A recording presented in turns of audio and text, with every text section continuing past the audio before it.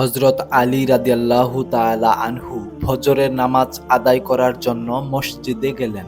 এদিকে হযরত ফাতিমা রাদিয়াল্লাহু তাআলা আনহা অত্যন্ত জ্বর থাকা অবস্থায় ঘরের সমস্ত কাজ শেষ করেছেন। আলী রাদিয়াল্লাহু তাআলা আনহু মসজিদ থেকে এসে দেখলেন ফাতেমা কাঁদছেন। তিনি প্রশ্ন করলেন, ফাতিমা, তুমি কাঁদছো কেন? ফাতেমা রাদিয়াল্লাহু তাআলা আনহা কোনো উত্তর না দিয়ে তখনও আরো জোরে জোরে কাঁদতে লাগলেন।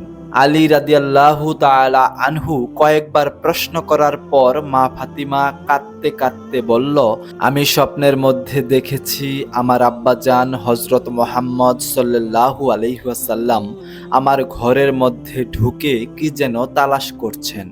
ঘর থেকে বের হওয়ার সময় আমি পেছন দিক থেকে আমার আব্বাজানকে ডাক দিলাম, ও আব্বাজান, আপনি কি তালাশ করছেন?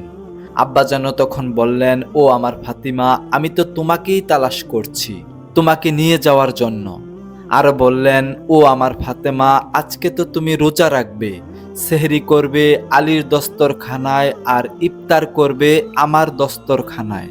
তখন হযরত আলী রাদিয়াল্লাহু তাআলা আনহু এই কথাগুলো শোনার পর দুজনের আর বুঝতে বাকি থাকলো না যে ফাতেমা ইন্তেকাল করবেন। দুজনে আরো জোরে জোরে কাঁদতে লাগলেন। এই সময়ের মধ্যে হযরত হাসান এবং হুসাইন রাদিয়াল্লাহু তাআলা আনহু এসে তারা জিজ্ঞাসা করলেন, আব্বাজান, আম্মাজান, আপনারা কেন কান্না করছেন? ফাতিমা রাদিয়াল্লাহু তাআলা আনহুর একটি অভ্যাস ছিল, যখন হাসান হুসাইন তাকে কোনো কাজে বিরক্ত করতেন তখন দুইজনকেই নানাজানের কবরের কাছে যেতে বলতেন। আজকেও ফাতিমা বললেন, তোমরা দুই ভাই নানার কবরের কাছে যাও। কবরের নিকট যাওয়ার সাথে সাথে কবর থেকে আওয়াজ আসলো, হে আমার আদরের নাতিরা, এই মুহূর্তে তোমরা আমার কাছে কেন এসেছো? আমার কাছে তো তোমরা সব সময়ই আসতে পারবে। এখন যাও, গিয়ে মায়ের চেহারার দিকে তাকিয়ে থাকো। আজকের পর তোমাদের আম্মাজানকে আর দেখতে পাবে না। এই কথা শোনার পর দুই ভাই কাঁদছেন এবং দৌড়াতে দৌড়াতে আম্মাজানের কাছে চলে গেল। গিয়ে আম্মাজানকে জিজ্ঞাসা করলেন, তোমরা কেন কাঁদছো? নানা জান বলে দিয়েছেন যে আজকের দিনটি তোমার জন্য শেষ দিন। নানা জান তোমার চেহারার দিকে তাকিয়ে থাকার জন্য আমাদেরকে বলেছেন। বিকেলের দিকে হযরত ফাতিমা রাদিয়াল্লাহু তাআলা আনহুর শরীর খারাপ হলে তাকে বিছানায় শোয়ানো হলো। মা ফাতেমার মৃত্যুর পূর্বক্ষণে তিনি হযরত আলী রাদিয়াল্লাহু তাআলা আনহুকে তিনটি কথা বলেছেন। তিনি বলেছেন, ও আলী, আমার প্রথম কথা হচ্ছে, যেদিন থেকে আমি আপনার ঘরে এসেছি ওই দিন থেকে আজ পর্যন্ত আমি আপনাকে অনেক কষ্ট দিয়েছি। আপনি যদি আমাকে ক্ষমা না করেন তাহলে কিয়ামতের দিন আমার কারণে আমার আব্বাজান অনেক লজ্জিত হবেন। বলেন, আপনি আমাকে ক্ষমা করেছেন কিনা? আলী রাদিয়াল্লাহু তাআলা আনহু তিনি তখন উত্তরে বললেন, ফাতিমা, তুমি কি বলছো এগুলো? আমি তোমার যোগ্য ছিলাম না। তোমার আব্বাজান দয়া করে মেহেরবানি করে আমার হাতে তোমাকে তুলে দিয়েছেন। বিয়ের দিন থেকে আজ পর্যন্ত আমি তোমাকে দুবেলা ঠিকমতো খাবারও খাওয়াতে পারিনি। ও ফাতেমা, তুমি বলো যে তুমি আমাকে ক্ষমা করেছো কিনা? তুমি যদি ক্ষমা না করো তাহলে আমাকেও কিয়ামতের দিন কঠিন শাস্তি ভোগ করতে হবে।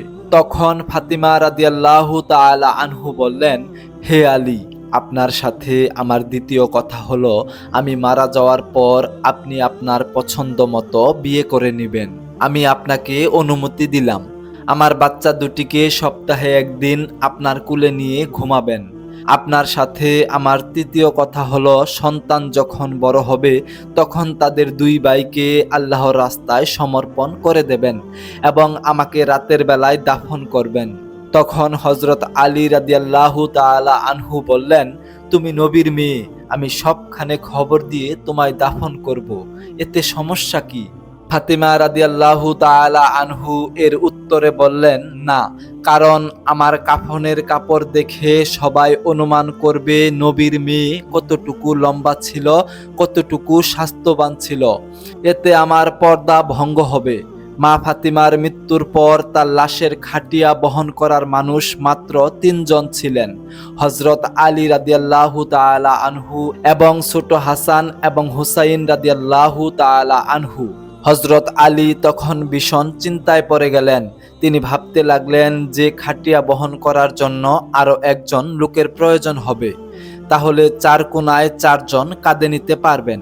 এমন সময় হযরত আবু যর গিফারি রাদিয়াল্লাহু তাআলা আনহু তিনি হঠাৎ করে এসে উপস্থিত হলেন এবং খাটিয়ার এক কোনা বহন করলেন। হযরত আলী প্রশ্ন করলেন, হে আবু যর, আমি তো তোমাকে ফাতিমার মৃত্যুর সংবাদ দেইনি এবং এই কথা আমি তো কাউকেই বলিনি, তাহলে তুমি কিভাবে জানলে? তখন হযরত আবু যর গিফারি রাদিয়াল্লাহু তাআলা আনহু বললেন, আমি আল্লাহর রাসূল সাল্লাল্লাহু আলাইহি ওয়াসাল্লামকে স্বপ্নে দেখেছি। তিনি বললেন, হে আবু যর, আমার ফাতেমার লাশ বহন করার জন্য একজন লোকের অভাব, তুমি তাড়াতাড়ি চলে যাও।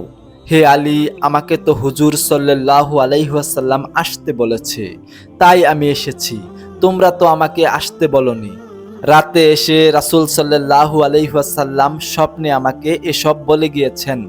হযরত ফাতিমা রাদিয়াল্লাহু তাআলা আনহুকে যখন কবরে নামাচ্ছেন, তখন আবু যর গিফারি রাদিয়াল্লাহু তাআলা আনহু কবরের কাছে গিয়ে কবরকে উদ্দেশ্য করে বললেন, হে কবর, তুই কি জানিস আজকে তোর মধ্যে কাকে রাখছি?